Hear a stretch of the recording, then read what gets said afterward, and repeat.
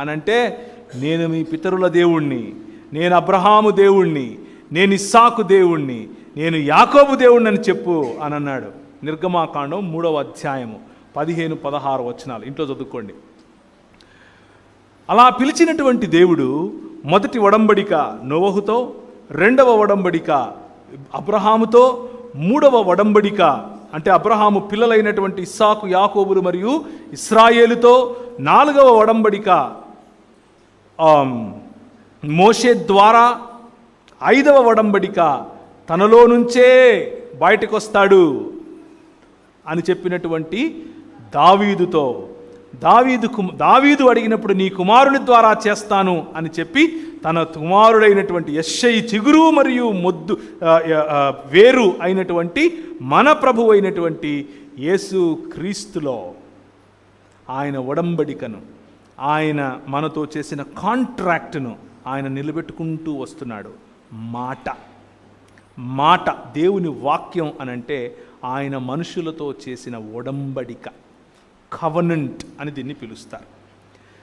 Hour God is a covenant faithful God. మన దేవుడు ఇచ్చిన మాట తప్పనివాడు. మన దేవుడు మాట ఇచ్చి దాన్ని వ్యర్థపరిచేవాడు కాదు. మన దేవుడు తన మాటను నెరవేర్చేవాడు. ఆ మాటను నెరవేర్చటం కోసం ఆయన స్వయంగా మానవుడై రాగలడు, వచ్చాడు. అదే సువార్త.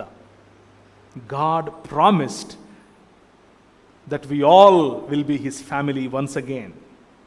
మనం మరొకసారి ఆయన కుటుంబం అవుతాం అని ఆయన ప్రామిస్ చేశాడు. దానిని ప్రభు అయిన యేసు క్రీస్తులో ఆయన సంపూర్ణం చేశాడు. యోహాను సువార్త 1వ అధ్యాయం. మనం హెబ్రీయులకు రాసిన పత్రికలో 1వ అధ్యాయం చదివాం. నానా కాలముల యందు దేవుడు నానా విధములుగా ప్రవక్తల ద్వారా మన పితరులతో మాట్లాడిన దేవుడు ఆ దినముల అంతమందు కుమారుని ద్వారా మనతో మాట్లాడాడు. ఈ కుమారుడు ఎవరు? యోహాను సువార్త 1వ అధ్యాయం. ఆదియందు వాక్యము ఉండెను, వాక్యము దేవుడు యొద్ద ఉండెను, వాక్యము దేవుడై ఉండెను, ఆయన ఆదియందు దేవుని యొద్ద ఉండెను. సమస్తము ఆయన మూలముగా కలిగెను, కలిగి ఉన్నదేదియు ఆయన లేకుండా కలగలేదు. ఇప్పుడు 12 రండి, 14. ఆ వాక్యము శరీరధారి అయి కృపాసత్య సంపూర్ణుడిగా మన మధ్య నివసించెను. ఆది కాలమందు నానా సమయాలలో, నానా ప్రాంతాలలో, నానా విధాలుగా మాట్లాడినటువంటి ఈ వాక్యము, దేవుని యొక్క వాక్యము ఇప్పుడు పర్సానిఫికేషన్, వ్యక్తిత్వమును సంపాదించి వ్యక్తిగా, నువ్వు నేను ఏ విధంగా అయితే the flesh and the bones అని పిలుస్తాం, రక్తమాంసములు కరిగినటువంటి ఈ మానవుడుగా ఆయన మన మధ్యకు రావటం. ఆ మానవుడుగా వచ్చినటువంటి ఆయన ఈ 3 మాటలతో, అనగా వాక్యము యొక్క శక్తితో ఆయన ఈ లోక మర్యాదను నేర్పిస్తూ వస్తూ ఉన్నటువంటి, ఈ లోక మర్యాదలోనికి ప్రలోభ పెడుతున్నటువంటి సాతానును 3 సమాధానాలు వాక్యములో నుంచే ఇచ్చి తరిమి కొట్టడం మనం చూస్తాం. ఇక్కడ ఇంకొక విషయాన్ని నేను మీకు ప్రస్తావించి ముగిస్తాను. సాతానుతో జరుగుతున్నటువంటి ఆ మాటలలో ప్రభు అయిన యేసుక్రీస్తుతో సాతాను ఏ విధంగా మాట్లాడుతున్నాడు? మొదటి ప్రశ్న ఏంటి? నువ్వు రొట్టెలు చేసుకో రాళ్ళను అని అన్నాడు. కానీ దానికి వాక్యం కోట్ చేయలా. ప్రభు మాత్రం వాక్యం కోట్ చేసి నోరు మూసుకో అన్నాడు. అర్రే, ఈయన ఏదో దృక్పథం బాగుంది, ఈయన కరెక్ట్ దృక్పథంలో ఉన్నాడే, సో మనం ఈయనను కొట్టాలంటే ఏం చేయాలా? మనం కూడా అదే దృక్పథం పెట్టుకోవాలా అని అనుకున్నాడు. నెక్స్ట్ వాక్యంతో వచ్చాడు. ఏ వాక్యంతో వచ్చాడు? మరి నీకోసం దేవదూతలను ఇస్తాడంట కదా, దూకు అని అన్నాడు. ఈయన మళ్ళీ వాక్యంతోనే కొట్టాడు, నీ దేవుడైన యెహోవా నువ్వు.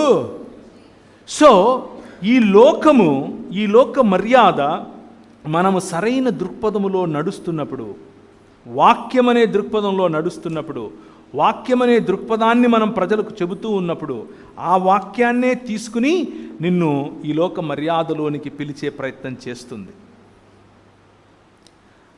ఆ వాక్యాన్నే వక్రీకరించి మరీ నిన్ను తన మర్యాదలోనికి రమ్మని పిలుస్తుంది. సాతాను చేసింది ప్రతి ఒక్కసారి అదే. కానీ వాక్యము శరీరధారి అయి వచ్చాడు, కృపాసత్య సంపూర్ణుడిగా వచ్చాడు. ఆయన దగ్గర పప్పులు ఉడకలా. ఆయనను తెలుసుకున్నటువంటి మనం, ఆయన అడుగుజాడలలో నడవాలి అని నిర్ణయించుకున్నటువంటి మనం, ఆయన జీవన విధానాన్ని మనకొక మాదిరిగా చేసుకున్న మనం, ఆయన జీవన విధానం ద్వారా మనము మారాలి, మనము అలా బ్రతకాలి అని ఆలోచించిన మనం, మనకు వాక్యం ఇచ్చేటటువంటి, లేకపోతే వాక్యం అనే ఖడ్గము నేర్పేటటువంటి మాట రోమీయులకు రాసిన పత్రిక 12వ అధ్యాయం. మీరు ఈ లోక మర్యాదను అనుసరింపక, 2వ వచనం, ఉత్తమమును మర్యాదను అనుసరింపగా ఉత్తమమును అనుకూలమును సంపూర్ణమును అయ్యున్న దేవుని చిత్తమేదో పరీక్షించి తెలుసుకొను